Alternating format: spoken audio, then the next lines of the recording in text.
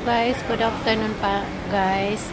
Alam niyo po nung unang panahon, ito po lang ang payphone na ginagamit po namin dito po sa Singapore. Nung unang panahon yan, 1999, ganyan po ang gamit po nila. Wala po tayong mga handphone pa noon, mga cellphone.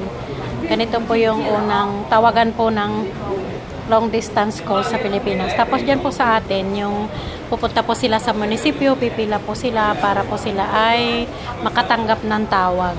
Ganun po yung ginagawa namin po. Dati po si mami ko, nag-abroad po siya noong 1988. Nandito po siya sa Singapore.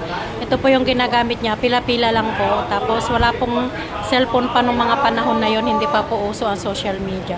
Kaya nagpapasalamat din po tayo sa panahon ngayon guys, dahil very efficient na po tayo sa pagtatawagan, sa pag-vlog, at na-experience po natin yung hindi po natin na-experience noon guys.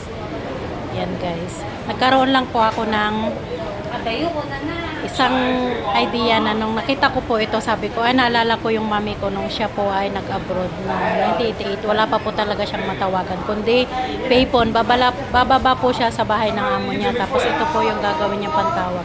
Thank you for watching guys. I love you all.